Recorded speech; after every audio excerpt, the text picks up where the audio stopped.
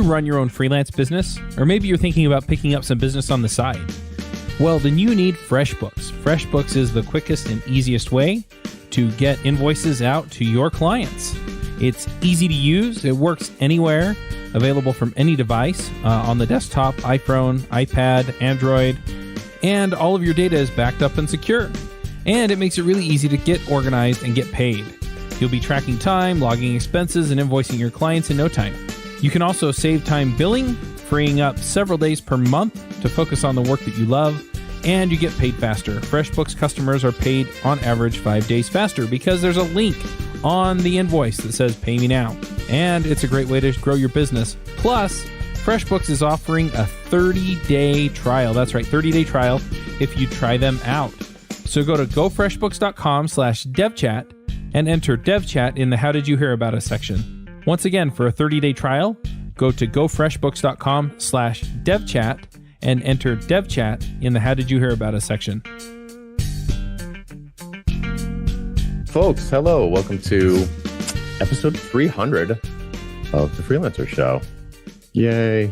Yeah, so I know there are a couple of other panelists in the chat. I see them chatting at us. It turns out that we can only support 4 video people at a time, which is a bummer. I didn't realize that. Never tried to do this crowdcast. So we can probably, what I'll be doing is sort of jockeying around, and I'll probably mostly not talk and mostly just try and run the administrative aspects of what's going on here. So I can drop off and bring in at least, I see Jeremy, and I know Eric. Dietrich is in the room, our newest panelist.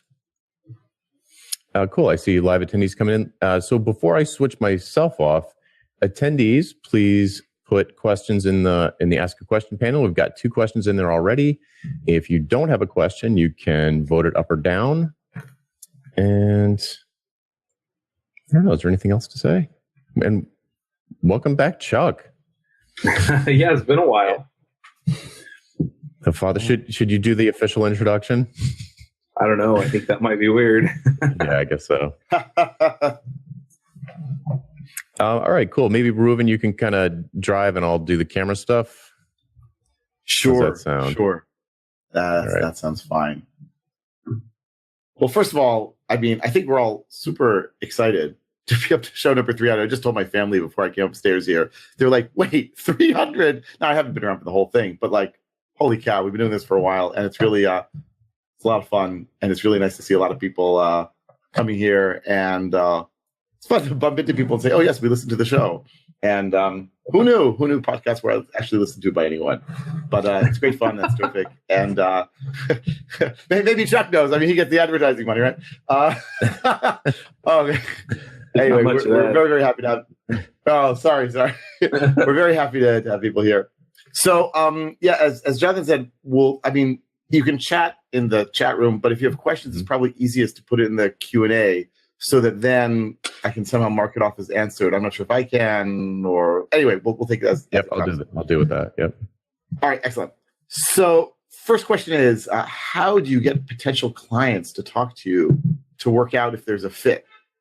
So, the of course underlying assumption in this question, which is I think a good one, is that not every client is worth working for. And I know when I started working, I was like, oh, someone called me, they want to give me money, I will work with them. It does not matter how much they will pay me or what I will do it. And this is, of course, not the way to do it.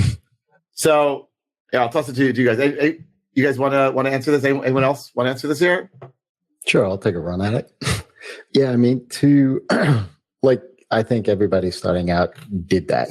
Basically ran to whoever, was willing to talk to them with the potential of paying them money for a skill that they had.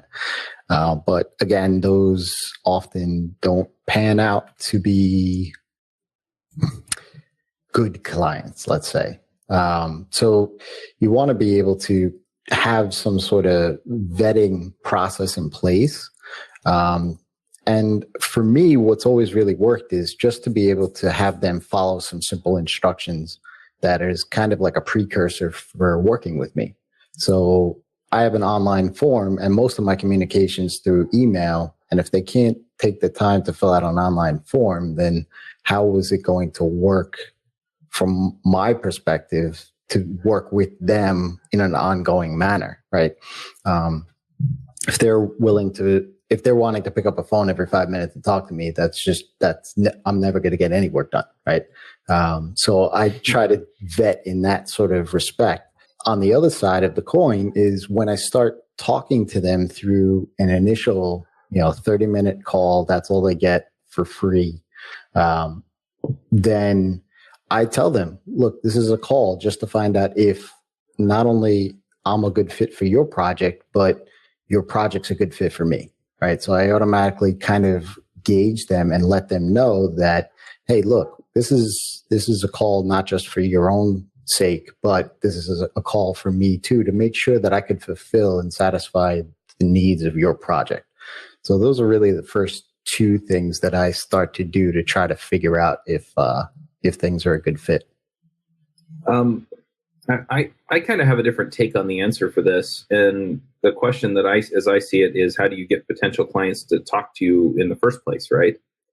So how do you get more people kind of in the top of the funnel, right? And then you start weeding them out with the things that Rueven and Jason are talking about. And I have to say that, I was a freelancer for a long time. At this point, I'm doing sponsorship sales and things like that. The sales process is pretty similar across all those. And there's just no substitute for old-fashioned legwork. I mean, you just got to get out there and talk to people. Now, some venues are going to be easier than others. So I don't know if you can see the gorgeous hotel room behind me. I'm actually in Seattle, Washington for Microsoft Build. We're recording some podcasts here for JavaScript Jabber.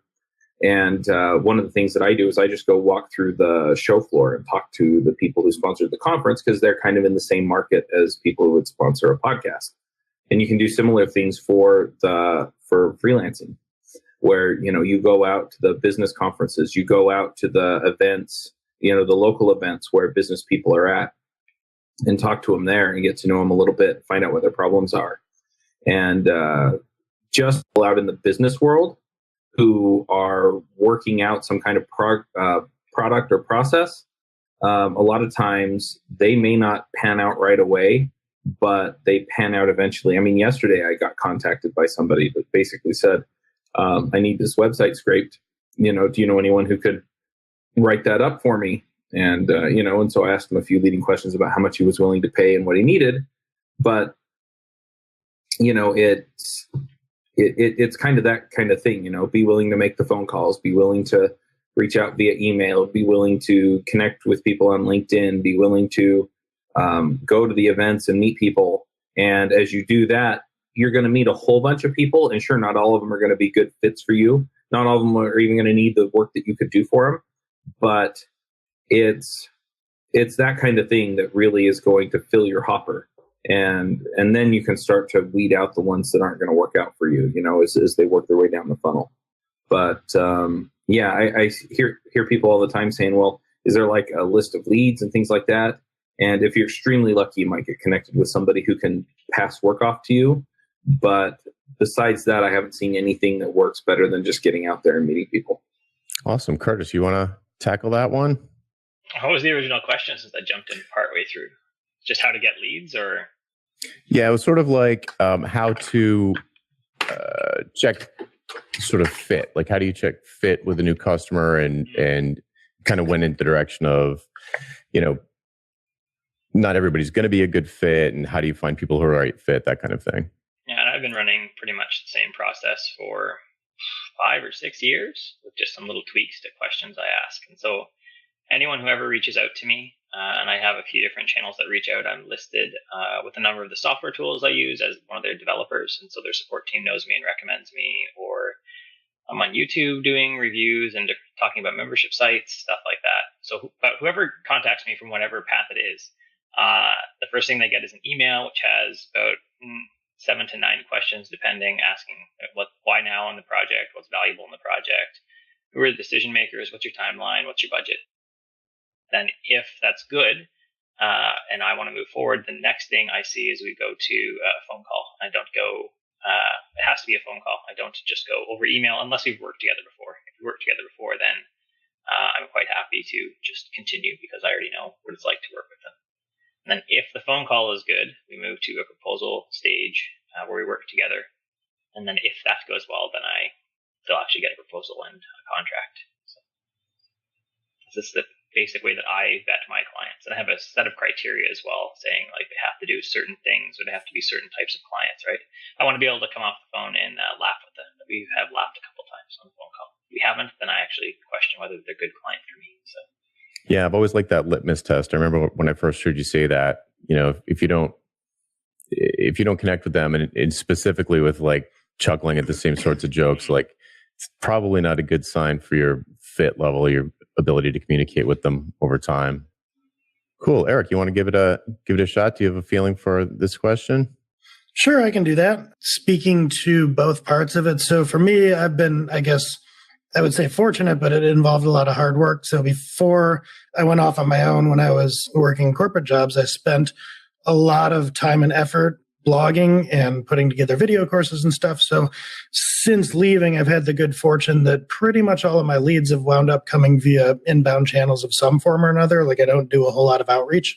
I've never really needed to. When that those inbound leads come in terms of filtering them, I kind of just developed over the years a process during the conversation of asking questions that made me more and more uncomfortable over the course of time, or expanded my comfort zone over the course of time, I should say, that I would have been terrified to ask initially, that are essentially disqualifying. I might explain to them up front, I just won't do insert common thing here, that a lot of clients would, maybe do a double take, because I've learned the hard way through engagements that there are certain things that I don't want to do. So better to get that out right up front. So that's basically my lead gen, pretty much all inbound. And then the qualification process is that kind of Q&A back and forth that I might classify as a little aggressive. Yeah, it's nice to get to that point, though, isn't it? You can really do your best work when you're with clients that you click with and aren't sort of ordering you around. Yeah, hard one, but it's a nice place to be. Yeah, one of the things I tweet repeatedly is, if you let people push you around in the sales process, don't be surprised when they push you around when it comes time to work on the project. So yeah, absolutely. Push back early. Jeremy, hello. Hey, I'm good. Glad to be here for the 300th episode. This is cool. Excellent. So yeah, to kind of touch both sides of the question, like Eric, I am now at the point where most of my leads are inbound due to people seeing either a conference talk that I gave or a blog post that I wrote. I've actually had surprising number of leads come through just answering questions on Stack Overflow. I was surprised that turned out that way, but there for a while I answered a lot of Ember questions, and I get, several times a year people reach out and say, hey, I saw that you have answered a lot of questions on Stack Overflow about Ember and we need some help. Can you help us out? So that's really good. Just having some public knowledge that you've put out there that you can point at really helps a lot, both in people finding you so that you have inbound leads. And then even when I'm, I'm doing some kind of outbound outreach where I'm trying to convince somebody that I've spotted that, they should be a client of mine, having stuff to point to really helps a lot.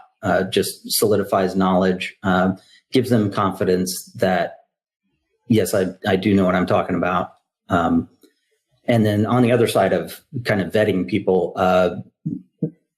my process is very similar to what people have already described, asking a lot of questions. I really do try to start the conversation over email. And kind of one of my rules is if I ask the person 4 or 5 questions to try to vet them and they only answer 1 or 2 of them, that's a pretty good sign that I'm not going to enjoy working with that person, because it's just going to be a different style of communication. And I want to work with the types of people that can get an email with 5 questions in it and can manage to answer all of those questions. And, that's for me, personal preference. I prefer to do things via email if I can, but then eventually it does get turned into a call. But I try to avoid that call if I can tell ahead of time that it's just not going to be a good fit. Yeah. Some people just communicate. I've definitely come across clients who are more prone to want to jump on a call. Let's just jump on a call. And that's fine. It's nothing wrong with that, except for I don't like jumping on calls. So other than a sales call, I think that I agree with you. I'm a big fan of like picking people who operate in their favorite communication channels for particular kinds of information transfer are similar to mine, and they don't want to, always just jump on a call or always do everything over email. It can be some mix, but it is nice if you're going to have a communication problem that early on, it's a bad sign for a long-term project, because communication is really key for keeping things on the rails. Yeah. And for me, my particular preference is, I want to be able to work on the thing asynchronously. I don't want both my brain and the other person's brain to have to be engaged on the problem at the same time at all times for us to be able to communicate effectively. We need to be able to do that asynchronously and kind of detached, because we might not be in the same time zone, or any number of reasons why asynchronous communication is preferable to me. Well, and you can frame that conversation with a lot of people in a way that explains how they're going to get the benefit. So it's not just, that kind of communication doesn't work for me. You can explain, hey, look, this is how I get into the flow. And when I'm in the flow, I'm 3 times more effective than when I'm not. So I'm doing this so that you can get the most value from me. And then if they're still not willing to, to work through it that way, then you start having the conversation. I don't feel good about the level of service I'm providing given our current situation. So we're either going to have to disengage, or, however you want to frame that. Mm. Yep. Jason's saying in chat. Yeah. Sorry. Setting boundaries. Jason's saying in chat, setting boundaries was the best thing I ever did for my business. Cool. I'm just going to add, basically, what do I want to say? Because just about everything I do is training, and I treat that as like a productized consulting thing. So I really don't have to vet my clients that much. Most of it is like inbound leads. So people hear about me. There's a lot of word of mouth going on. They call me up. I guess in theory, they see my website, but I don't know. I'm not sure how many people really look at my website. But basically, when they call me up, the question of fit is, what do I teach? What do they want? What are the people doing? And the biggest thing having to do with fit is schedule and price. So if they're willing to deal with my schedule, my scheduling issues, and if they're willing to pay my price, I'm generally happy to deal with them the first time around. But then I know there's some companies that are just sort of more annoying to deal with than others. And then I'm not going to say no to them, but I'll give them second, third, fourth priority on dates. Like after others have chosen, then I'll come back to them. So I can prioritize it that way. But the fact that I'm sort of giving them a product, the fact that I'm giving them like a very standard thing, means that there's not much negotiation in terms of what they're like, what I'm like. Like my rules or you don't, then I'll come and I'll provide the same service that I do to everyone else. Cool. All right. I feel like there's some interesting info from some of the panelists in the chat. Curtis, Eric, Jason are chiming in there. I feel like we've probably gone around the horn on this one. How about Rueven, while you're still here? I wonder, it's sort of move on to the next question. I'm going to kind of paraphrase it, but I'm curious, and I'll go around to all the panelists to say, for folks, the question is, when you were value-based newbies, how did you handle objections to hourly pricing and so on and so forth? The question, I kind of want to generalize the question a little bit and say, for folks who have successfully disconnected time from money, whether it was value-based or productized services or training or info products or whatever, or sponsorships, what was that experience like for you? Why did you do it? What were the challenges? Just sort of talk about the things that you do where you're not getting paid for your time. Maybe Rueven, you could kick us off since you're on. Look, I think in many ways my clients would be surprised to hear I'm not charging for my time, because from their perspective, and my pricing is, it's a 4-day course. It's 4 days times this price per day, like end of story. but I'm taking into account like what they're willing to pay. I'm willing to take into account the fact that typically training budgets assume you've got a whole training company with marketing people and salespeople and offices and so forth. So like if they really thought about it, they would come to me and say, wait a second, why should we pay you the same thing? Personally, the same thing as we're paying a large training company, but they don't. So I guess at the end of the day, it really is a value-based proposition. They don't care if it's a 1-person operation or a 1,000-person operation because they're getting certain value from their for their people. I mean, here I'd say this is like a classic case of what Jonathan talks about all the time. I was able to make the disconnect because I stopped doing development work.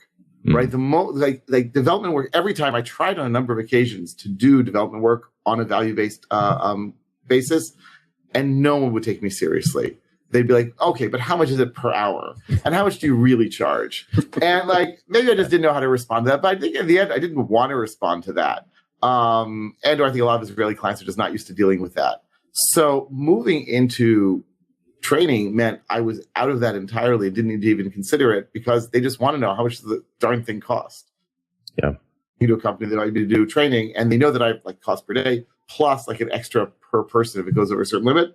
And they're totally okay with that, right? Like, so from their perspective, we're getting value per person, we're happy, and it reduces the friction a lot when you get to that point. That's for sure.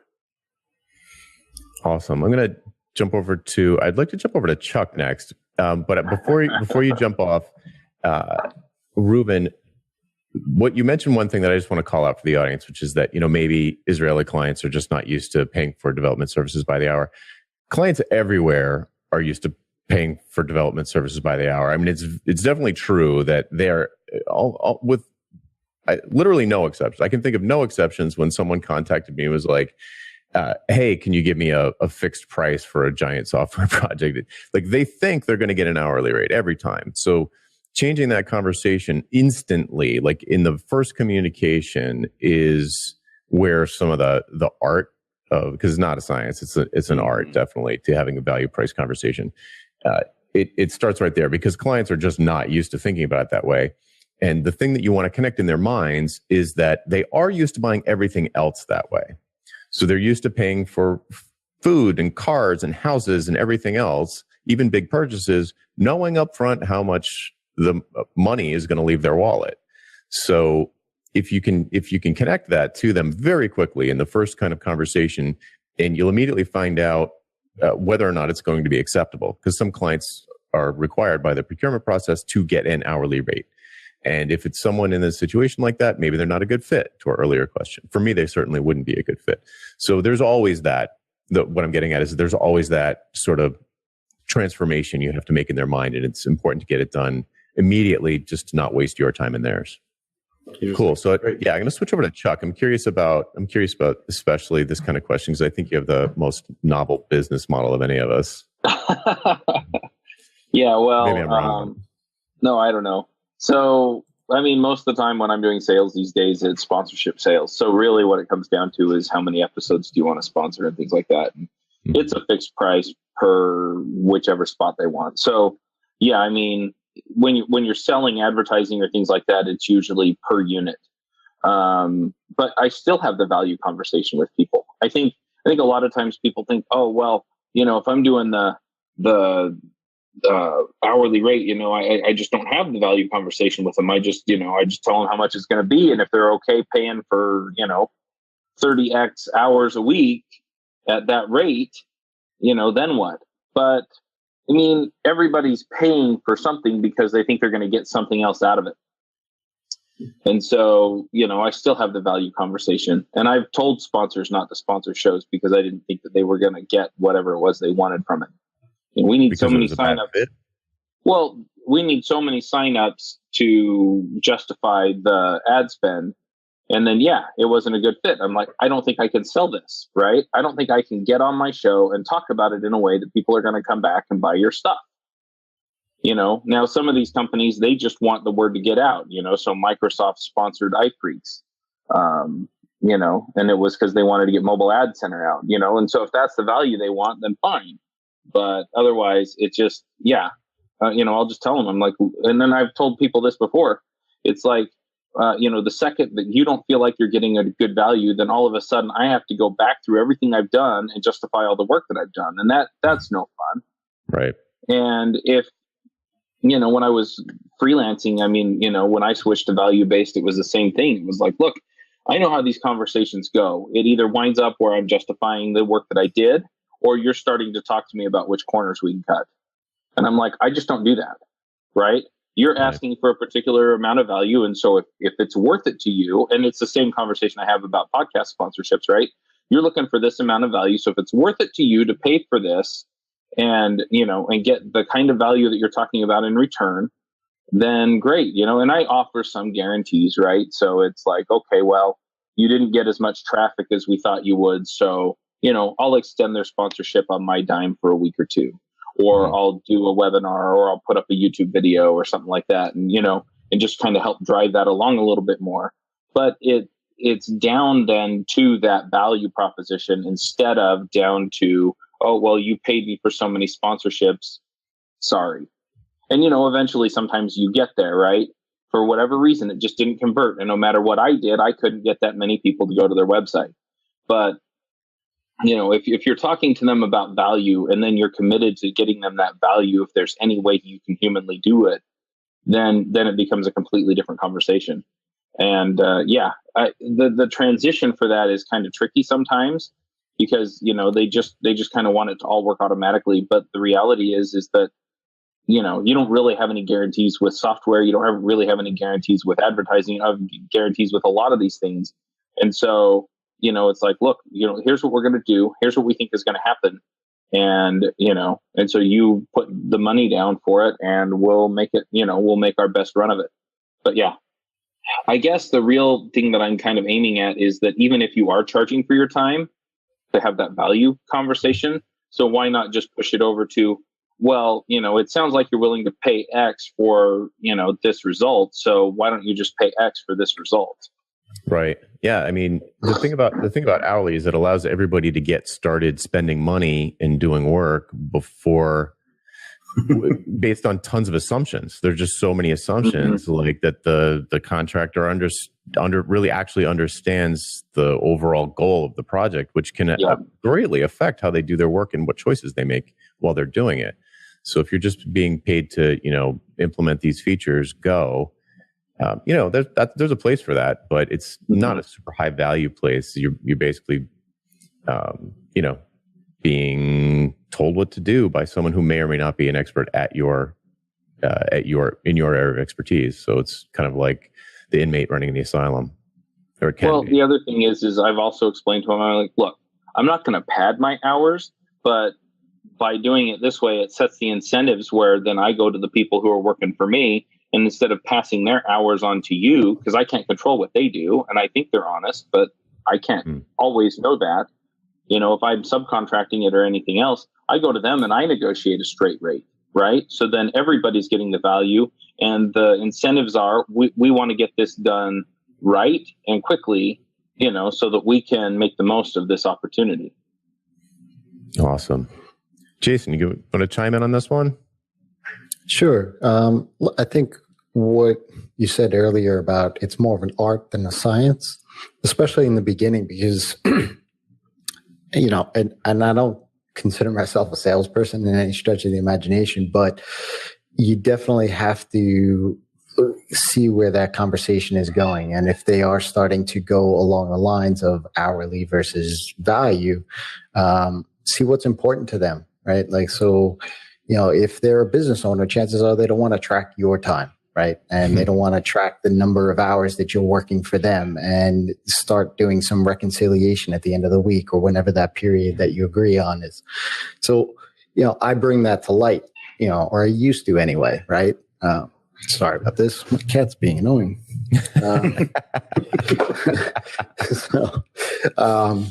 So, I mean, but now it's more along the lines of, like what Chuck was saying, is that you find out what the value of your solution is to that client, right? So whether that's, number of, if it's a brick and mortar store or whatever, like number of walk-ins through the door, what an average customer costs or what a value of that average customer is, all of those factors play into it. And if my price is a no-brainer for you to get X results, then why are we even having this conversation of hourly versus whatever, value-based price that I'm telling you, right? Yeah, you might as well be talking about keystrokes.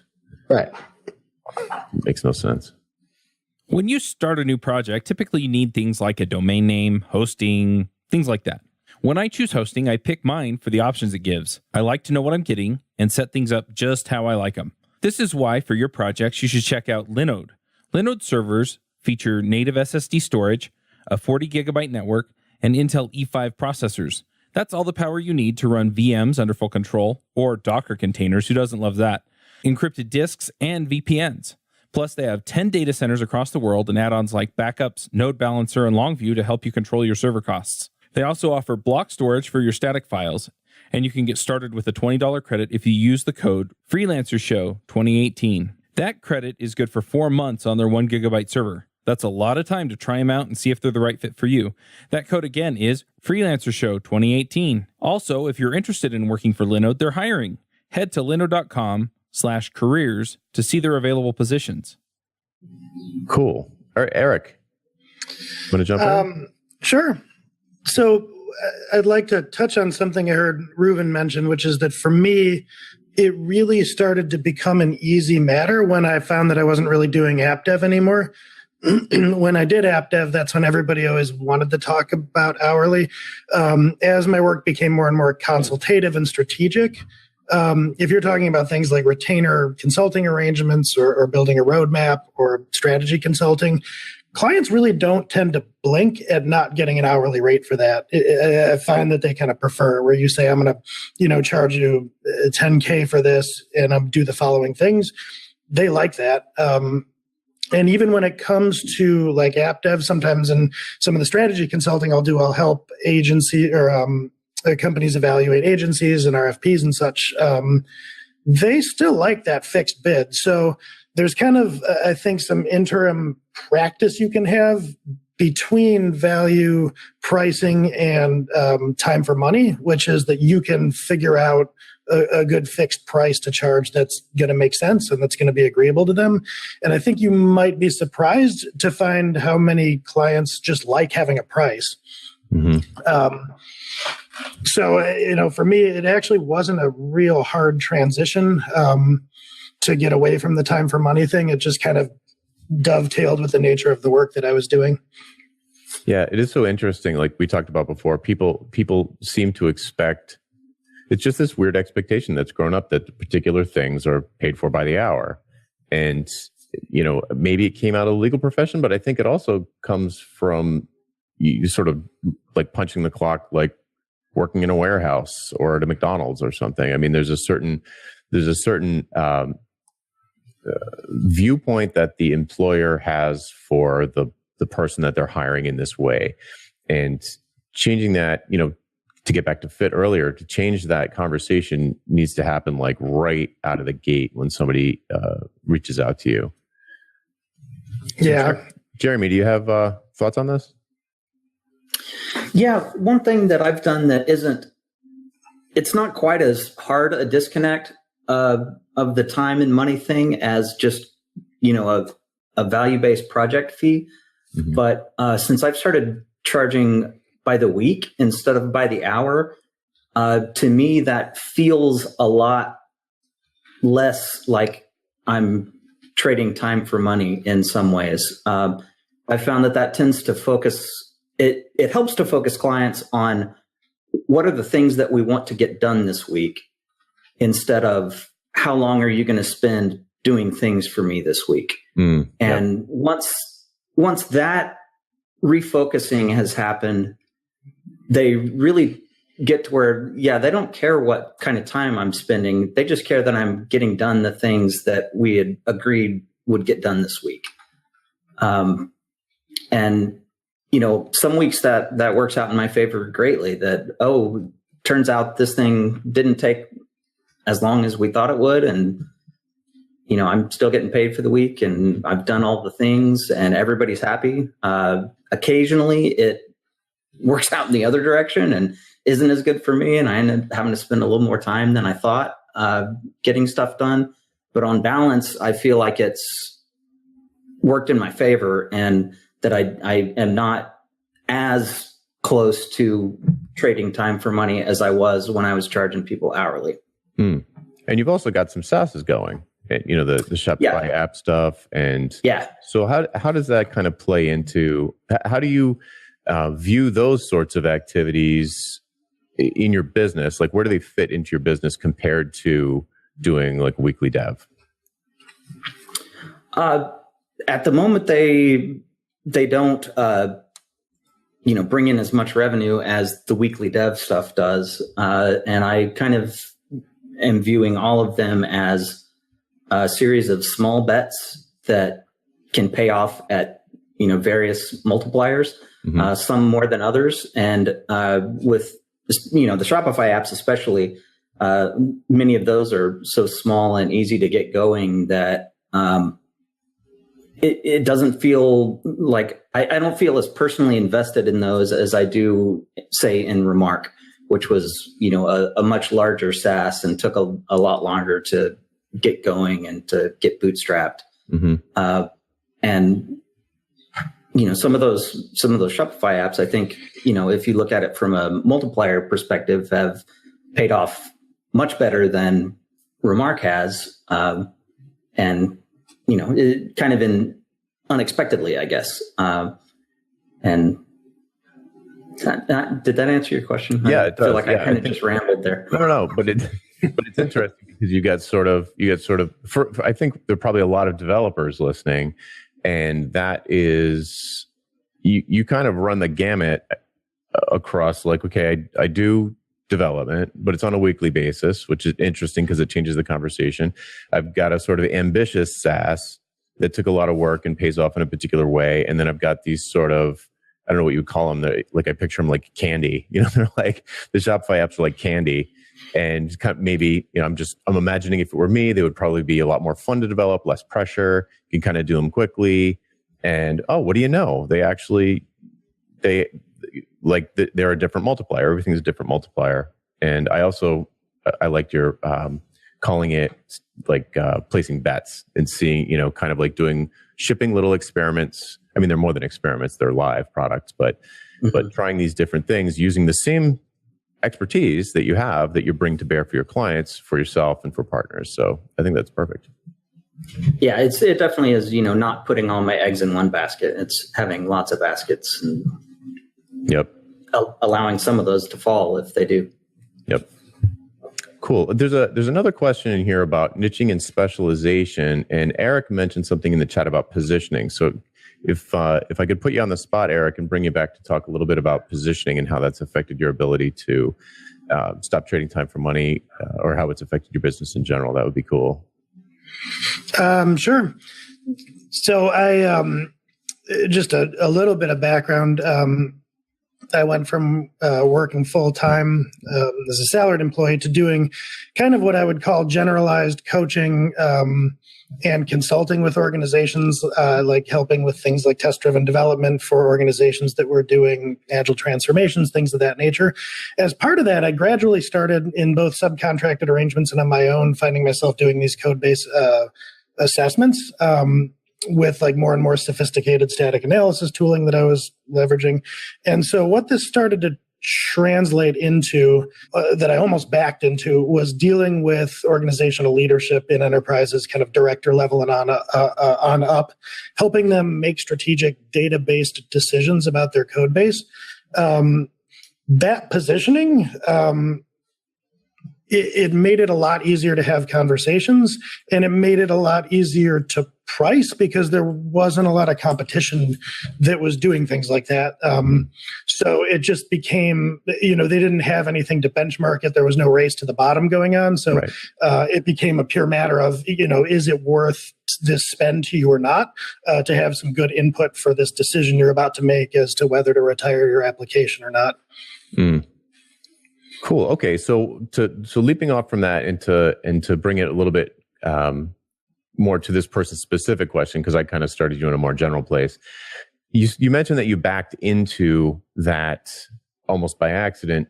How it can take time for specialization and positioning to take hold in the minds of your buyers. What did you do in the meantime? Like, how were you supporting yourself in the meantime while that started to get traction? Mostly I was, mostly I was doing at that time, the most common thing I would be doing was subcontracted, hourly based coaching, consulting. So embedding with a team for a few months, helping them with test-driven development or engineering practices, things of that nature. And while I was doing that, while I was making these connections and on-site, talking to people and doing readouts to leadership, that's where these conversations would start. So I was kind of opportunistically taking advantage of the position I was in to figure out other things that I could offer to these folks. Excellent. So Rueven, could you kind of pick up the football at that point? How did you make a transition from doing primarily development work into being really take the plunge with training? So it was gradual. It was really gradual. When I started my consulting company 20 years ago, it was, once every few months doing some training and mostly development work and project work. And it was really about, 10 years ago when we came back from the US that I started doing more and more training, that I saw it was more and more in demand. And so it just sort of started eating up more of my time. And at first I didn't want this to happen. I said, oh, wow, it's really eating into my development work. And I realized doing more, and I'm able to charge more for it, and I'm able to schedule it further in advance. And that's when the penny sort of dropped. I realized, oh, this is better. And I think part of it was also that I was sort of embarrassed, right? A lot of developers are like, well, if I'm not developing code every single day, then obviously I'm not a real developer. But it turns out that you can have a successful business and still use your technical knowledge and feel good about yourself and get paid well. It's okay. Like you don't need to be slaving away at code for a project every single day to be considered a real, technical expert.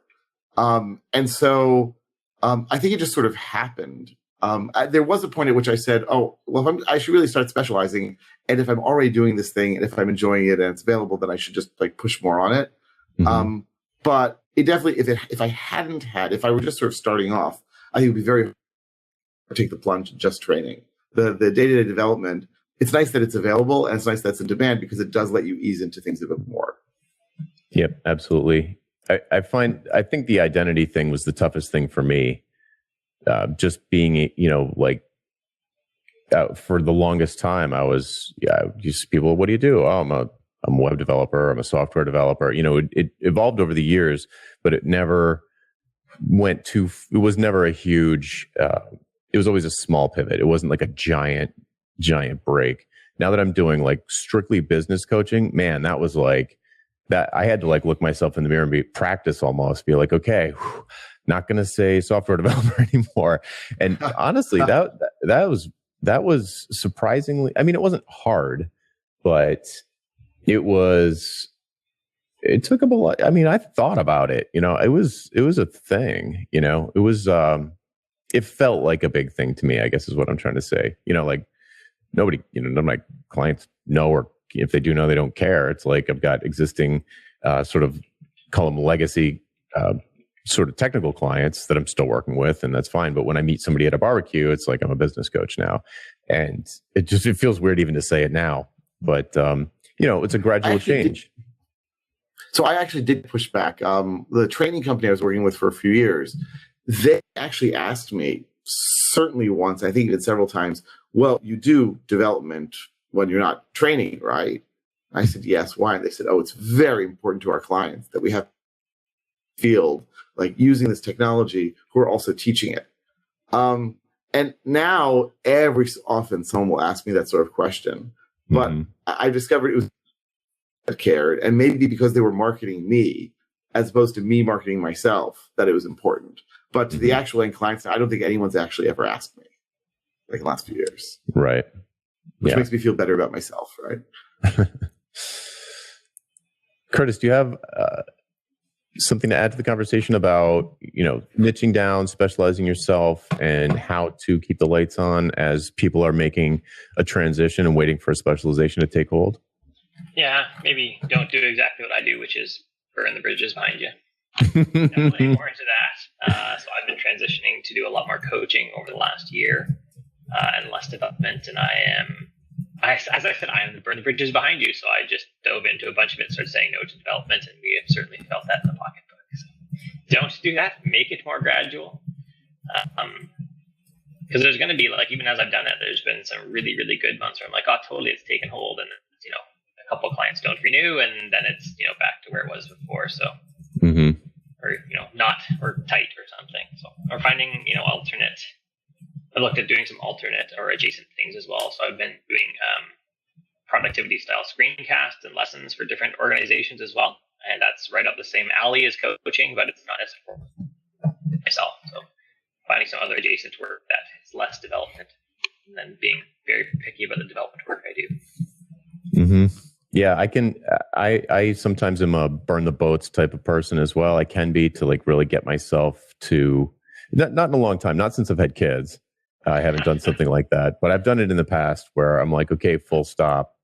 And it's rough, it's rocky. And if that suits your personality and that's what you need to kind of kickstart, not you, but the dear listener, if that's what you need to kickstart yourself, then it's something to consider. But it will almost certainly be rocky. It's going to be rough. When I do have kids, it's been even dealing with my wife. My wife and I have talked about it a few times. She is absolutely behind running my own business and what I would do. So also being, someone else mentioned, like, your perception of what you are and changing that, right? So I've looked at taking a job and specifically doing coaching for another organization as well in the productivity. I wrestled with that for a while to anyone, even coaching students, because it's, I'm not freelance doing something different, but I'm still firmly helping myself get more situated in the field and expand my network in the field with the intent that I would be doing it for myself eventually again. So awesome. See, I see Jason talking about this in the chat and pulling him on.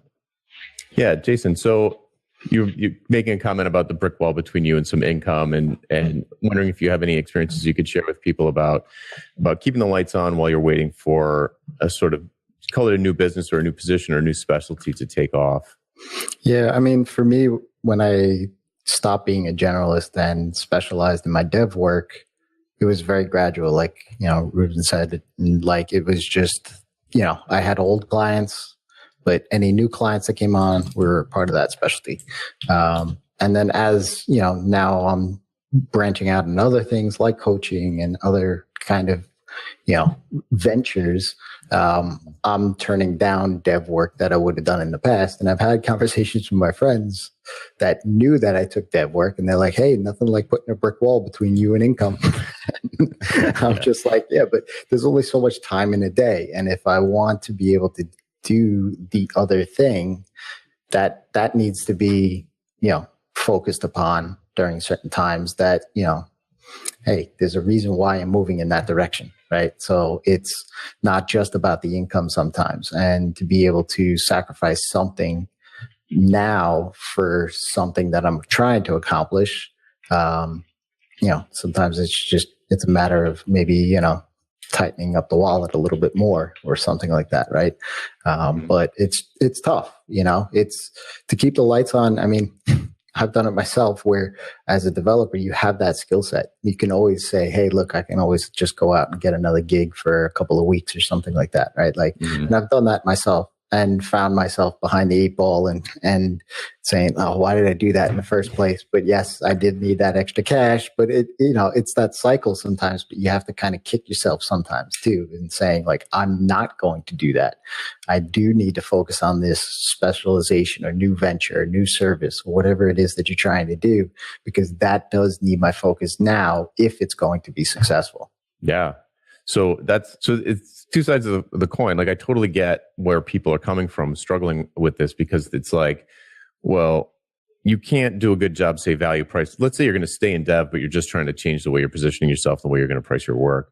It is really hard to have good value conversations with people about this money that they're like, hey, can I give you some money? And you're like, whoa, let's see if we're a good fit. Like, being willing to walk away from it takes some serious. I mean, I know exactly one person, and it's not me, who I've seen just walk away from that money, even when they were in a really bad cash crunch, and they're just idealistically, no, I am not going to. That's not the kind of work I take on.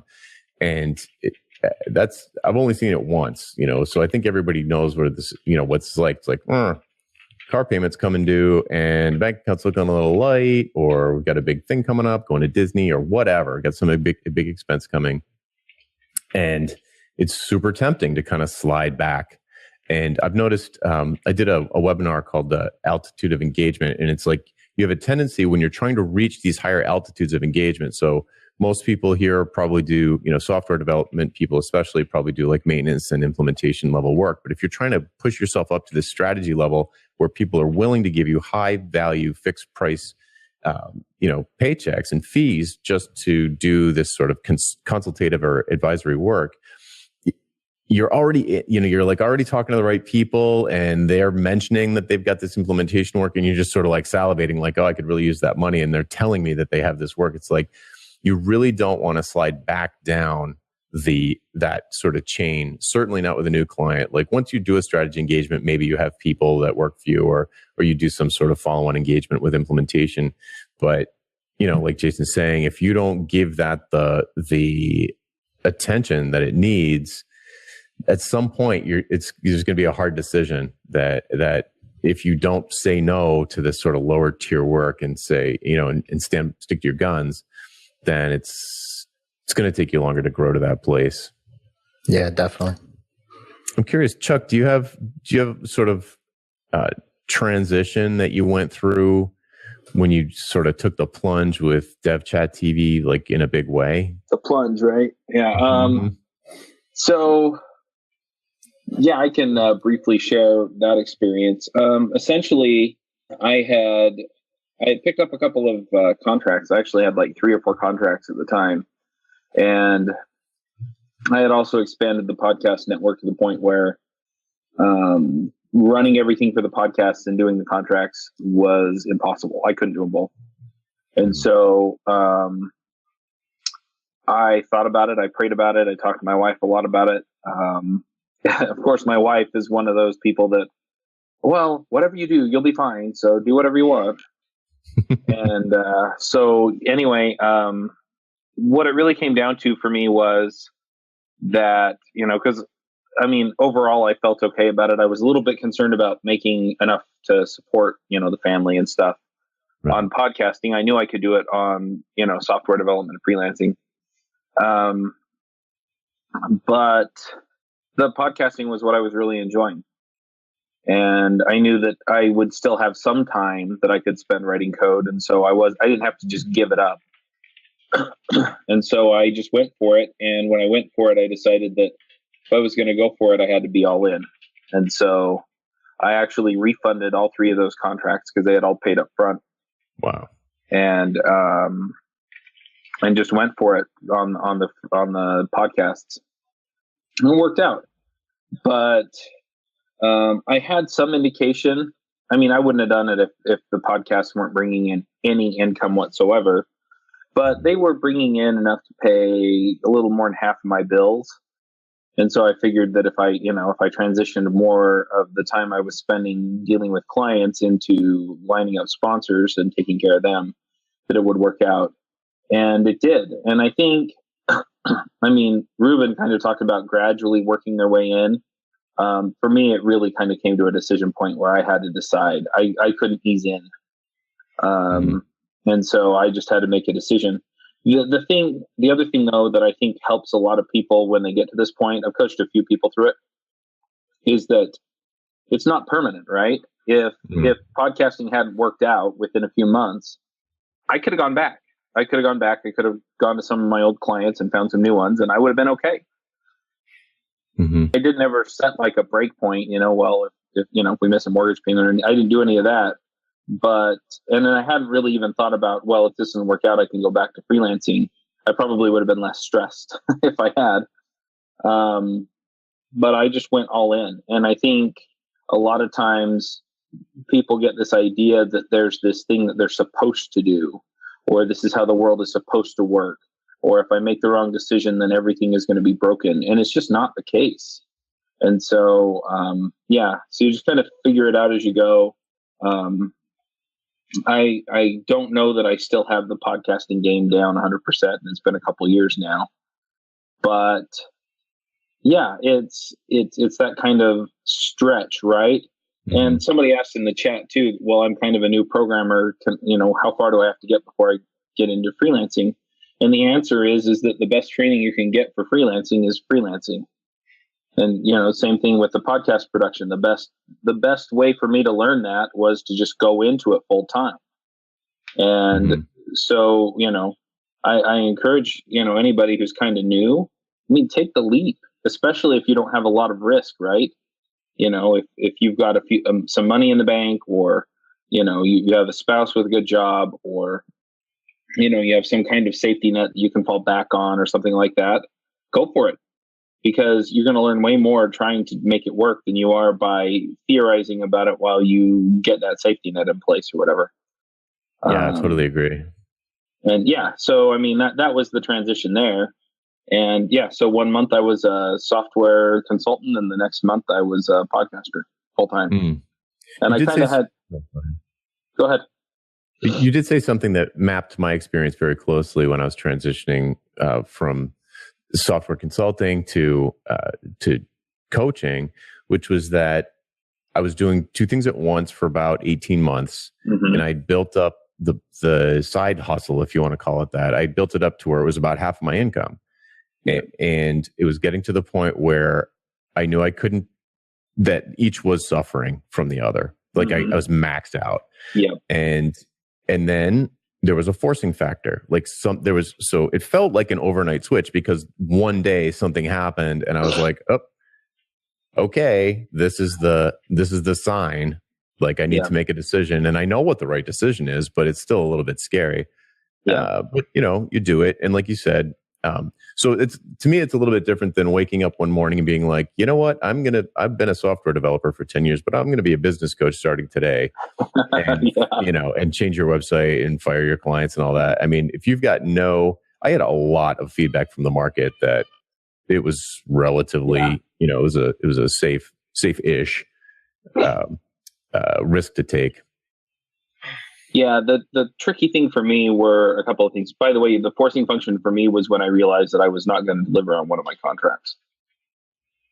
Then I just said, okay, if I can't keep my word, I've got to fix it one way or the other. And so I've either got to let them find somebody now, or I've got to figure out how much podcasting I can do and still keep my word. And so I just gave them their money back, and they were okay with it. I think one of the other things is that I know a lot of people who are out there doing certain kinds of business coaching. I can count on one hand the number of people I know who make a full-time living doing podcasting. And that was the other thing that was scary, was that it was, I only know a couple people who do this at all. And most of them didn't do it well. They just had people who liked them and sent them money. So it was that too, right? It was, okay, well, there's no blueprint for this, right? You can go pick up a book on coaching. There's no blueprint for here's how you run a podcast network and let your kids eat at the same time. Right. And so, it did take a certain amount of faith, but at the same time, sometimes you've just got to do it. That's the other thing really with like the freelancing and everything else with these new folks, is that there are people out there who are doing it, and you get to know them, you can get some help. And I do talk to the other folks who are doing podcasting or something like it full time. There are people doing YouTube full time and things like that too. But it's weird. It's weird making the transition too, especially since I had put in 10 years of work trying to become, a good software developer. And then all of a sudden it's, I want to go make podcasts. Right. And I still get to talk about programming, but it's not the same thing. Oh yeah. No. So but at the same time, I don't know. I didn't realize how miserable I was in a full-time job until I left. I didn't realize how hard it was to keep doing some of the things I had to do to keep the freelance business open until I quit. And there are still things that are hard about being a podcast network CEO or whatever you want to call me. But I would take the challenges I have now over the challenges I had anywhere else. And I think that's a real decision that people have to make too. If you think that you're going to go switch over to something else and there's going to be ponies and rainbows, you're just trading one set of problems for the other, and you get a little bit of novelty at the beginning. Oh man, that's a good way to put it. Yeah, that novelty is the thing that can suck people into making a rash decision, which is I'm too old to be making rash decisions like that. But I did notice even in the small positioning shifts I've made over the years, going from development to strategy, for example, it was not obvious how I was going to accomplish it, but it was obvious to me that I should do it because I was getting really bored with the old thing. I was really bored, like to the point where I remember saying to myself, it was sort of not a forcing factor so much, but it was a noticeable moment in my life when I was like, I'd been doing PHP development for a long time. This is going way back, and I loved it. Like I would do it 24/7 if I didn't have to sleep. I loved writing PHP. And because I felt like a superhuman. And then I remember one day, it just occurred to me, I was like, if I write another login system, I'm going to blow my brains out. Like, because back then it was like pre-Rails and you had to do all of this stuff from scratch every single time. And it was just like, all of a sudden I realized, wow, I'm super sick of this. It was weird. Like I had slowly gotten sick of it over time, and I just totally forgot, didn't notice it. And then it was like, wow, I need to do something about this. Yeah. Yeah. And, I think sometimes people think that they're going to just stumble into the right thing and that's going to be their thing for the rest of their life. And I think we all go through seasons of life. So when I was full-time job software developer, I loved a lot of the stuff I was doing and learning. And then, I just wound up in a couple of positions where I wasn't happy and I went freelance. And I loved freelancing for a long time. And there's nothing wrong with saying, you know what, this isn't for me anymore. Life is too short. There are too many things going on. I mean, my oldest kid is 12 now. And, I want to go camping and fishing and all that stuff with him. And so, having a work situation that allows me to go do that stuff is really important. And you know what? The full-time gig made that harder than my current gig does.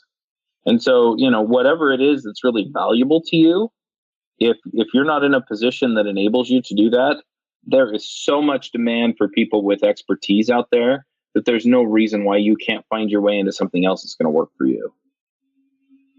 And it's different from the follow your passion thing that we hear all the time. Because if you have a passion for something that nobody wants, then you're not going to make any money at it.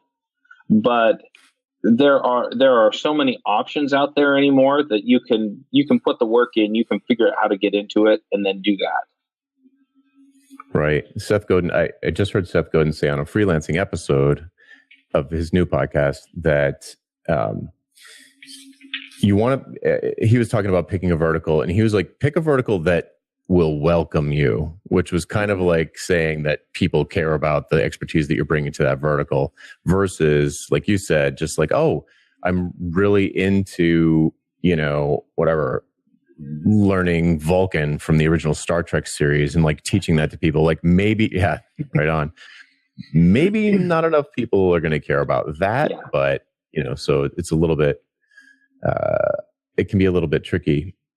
So, okay, how about we shift? It's been a little bit over an hour. How about we shift a little bit to something a little bit lighter and tactical? Because I feel like we've been really hammering on these sort of existential questions. And Chuck Grant. Welcome back. I'd love to switch over to one of the questions in here about just tools and services and tips and tricks, just for a little bit to kind of give people some of that flavor.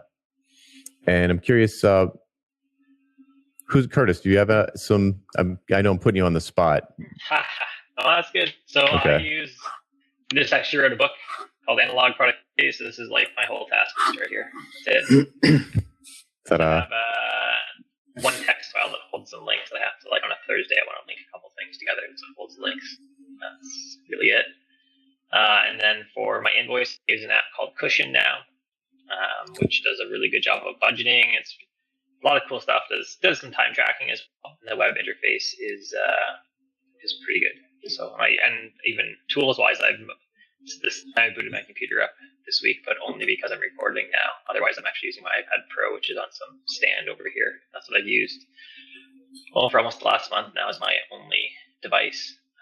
because I kept finding it was just too easy to have Slack open on one of my screens and out or something. Whereas when I'm on the iPad, like that's all I can do. So I've got development on there with a bunch of with Link and Moss Shell, and there's an interesting browser called Web Tools that allows you to do like all your development and inspection of everything. That's really cool, including a Java. Oh, that's good to know. So I'll be writing about that a whole bunch more in the future, but those are my tools. I try to keep it pretty simple.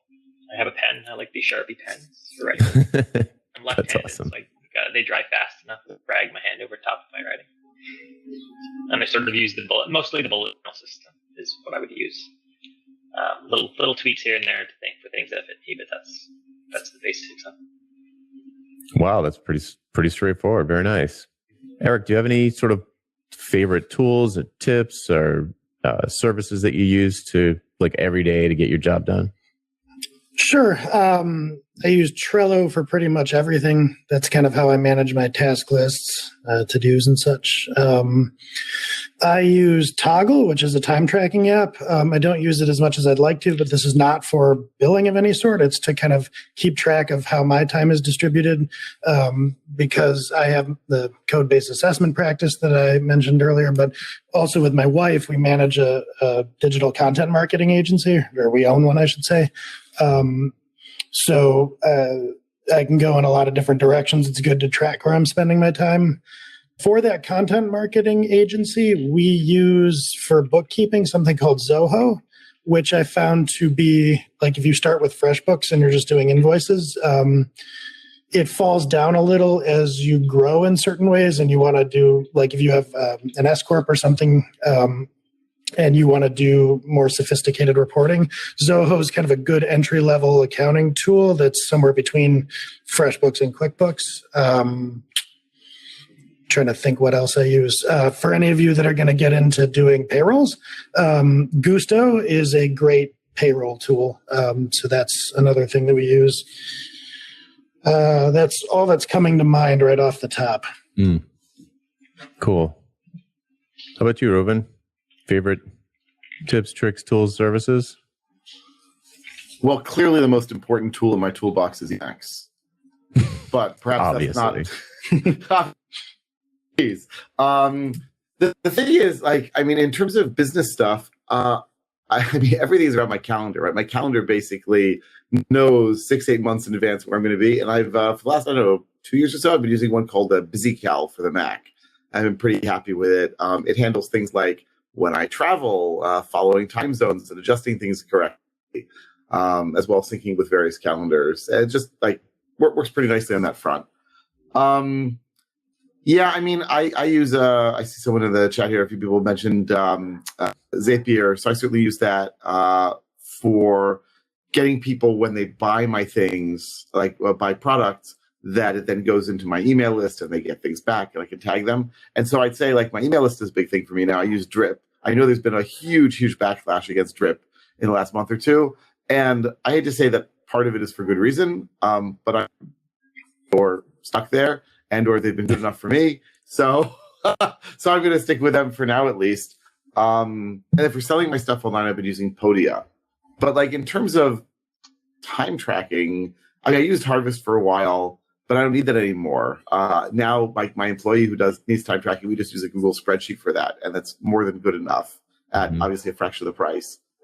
And for invoicing, I use this Israeli company that is not going to help anyone anywhere just because the Israeli government needs to approve the invoices that you use. But yeah, no, I mean, that's like, and it's always sort of adding things and removing things over time. I would suggest that everyone sort of look over their credit. I mean, it's good to look over your credit card bill anyway, but like every few months and say, do I paying for this? And so like I just dumped Harvest 2 or 3 months ago when I realized if it's just me and my employee and he's the only one doing any billing, why am I paying so much per month when he could just put it in a spreadsheet? And voila, $40 a month was added back to my budget. There you go. Cool. Chuck, do you have tools, tips, services that you recommend? Yeah. Cool. So one of the things that I got into a few months ago is I've actually been building my own system for managing the podcast stuff. In fact, over the next few months, the hosts of this show will probably get an invite to manage all of their content, scheduling over there and things like that. I mean, Rueven covered a lot of the other stuff that I use, Zapier. I use Schedule Once to book guests. I use Google Drive for a lot of stuff. And one thing that I'm finding is that a lot of times people are looking for tools that are going to help them with some kind of productivity issue or get certain stuff done. And what I'm finding is that when I go and buy a tool now, it's usually to replace some manual process that I've already specified. And so I actually have a template for my processes on Google Drive. And then Michelle, who's my executive assistant / production manager, she actually keeps those updated and uses those to get a lot of that work done. And so she'll fill in that template and make that work. And that way, once you have it manually done and you know what the process looks like, then if you feel like there's a tool that should be out there for it, and I will admit I've written scripts to do some of these things, and it's just like, don't worry about how it works, just run this. But yeah, a lot of that just winds up getting automated one way or the other. You can also do a lot with AWS Lambdas or Azure Functions. Wow. If you want to automate certain things that don't have like an automated something or other in Zapier or something. So you just write a little bit of Java code, you deploy it to the cloud, and then you tell Zapier to hit it when it's supposed to be hit.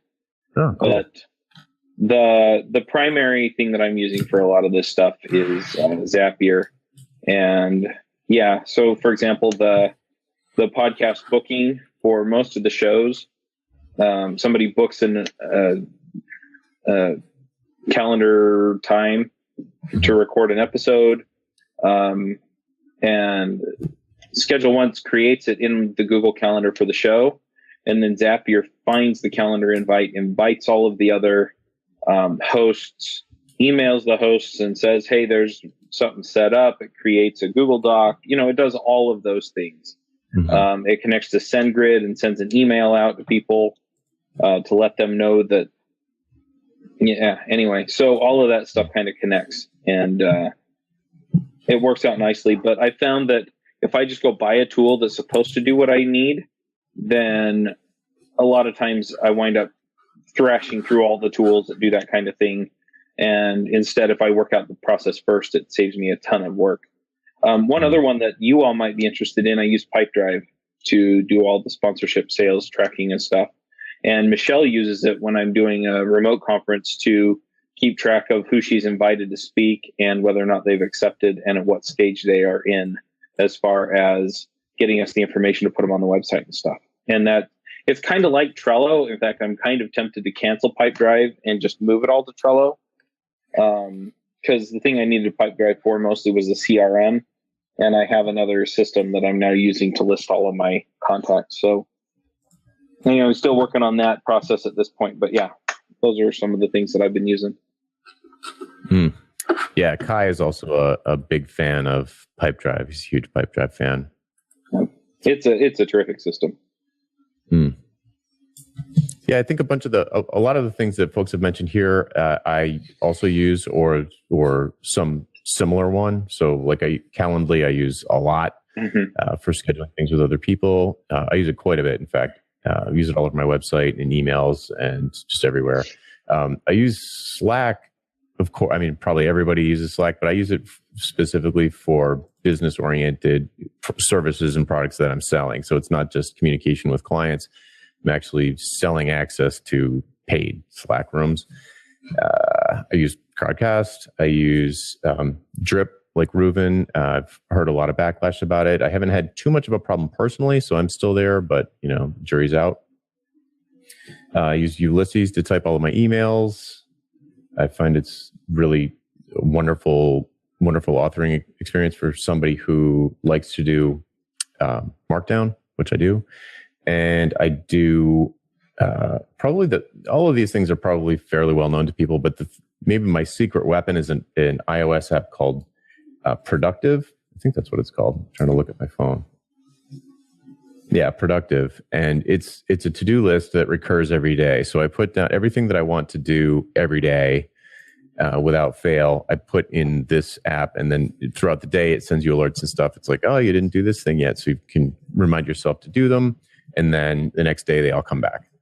And they're all very small tasks that take some under a minute, but the kind of things that you can't cram for the exam the night before, those sorts of things, things that you need to practice, things you need to keep up with, things that you just really need to do every day if you want to, move forward with whatever you're trying to achieve. So whether it's business or personal, because I have a mix of things in there. But that app has been great because it does a great job displaying your streak to you. So it shows you like, wow, I'm on a 50-day streak, or I'm on a 100-day streak. I'm not going to break that just because I'm kind of tired. I'm going to get up and do that thing that I forgot to do or left to the last minute or whatever. That not wanting to break that streak helps me keep with these tasks that don't have a payoff until the distant future. So it keeps me really, that's of all the tools, that's the one that's probably my secret weapon. Let's see. I'd love to get Jeremy in here to answer this one. See if I can. So Crowdcast is actually amazing, but I didn't realize that we wouldn't be able to have everybody on screen at once. That's my fault. We could have done this. Zoom, I guess. Zoom would have been better. Episode 400. Yes, we'll do it for 400. That's another good one, though. Zoom is great for video calls. It would automatically focus on whoever's talking. That would be nice.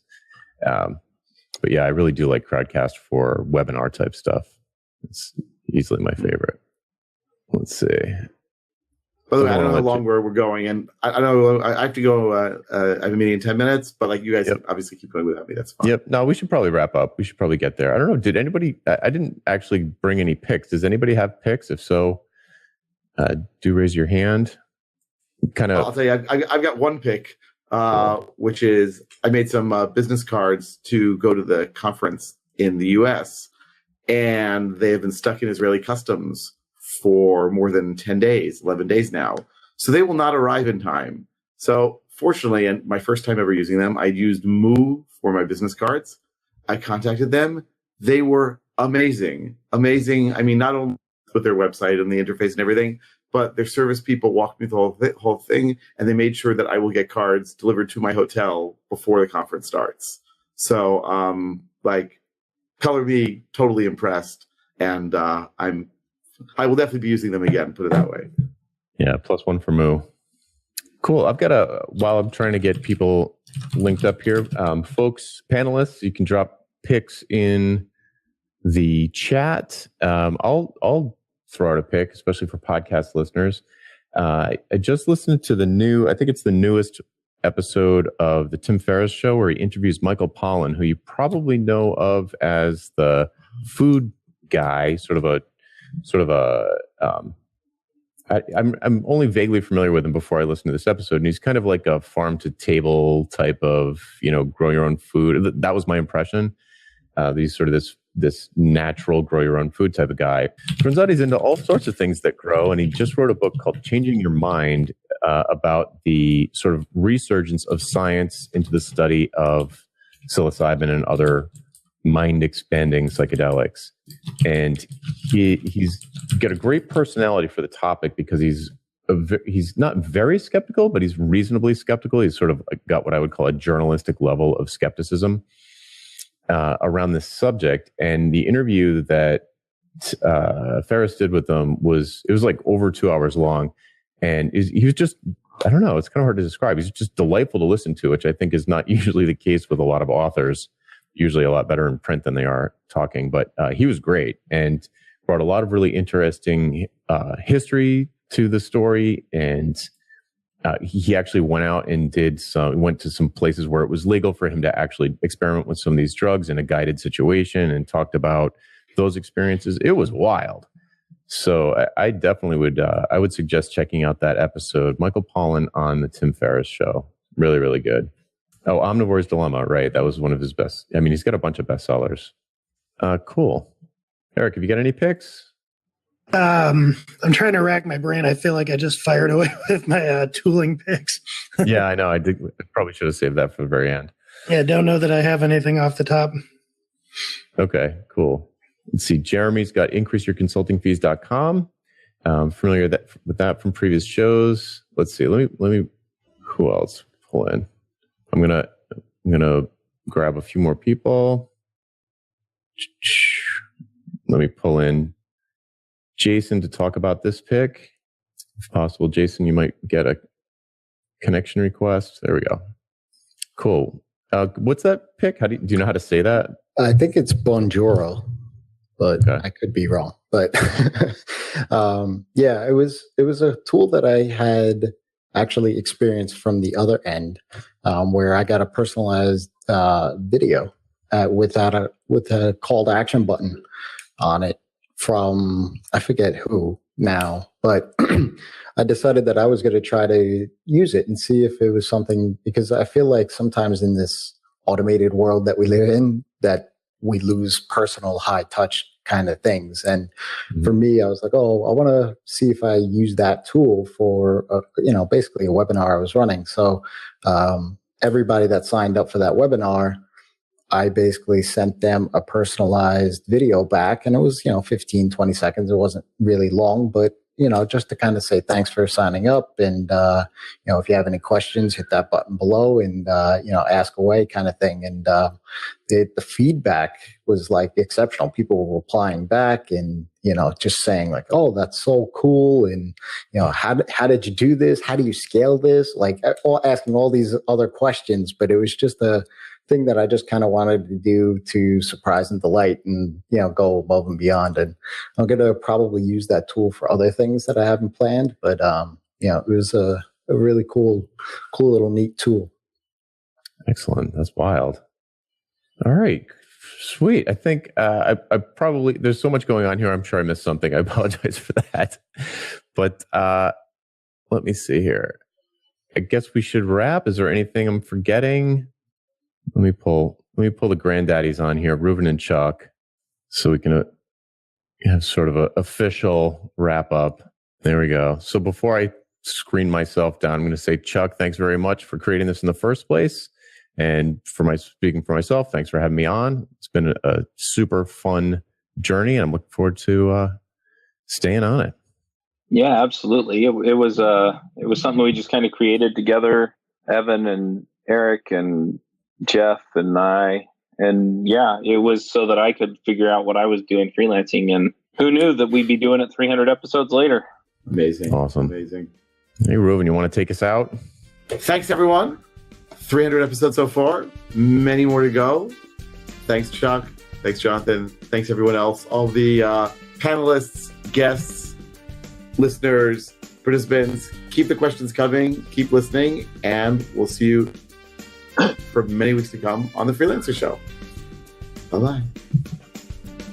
Bandwidth for this segment is provided by CacheFly, the world's fastest CDN. Deliver your content fast with CacheFly. Visit CACHEFLY.com to learn more.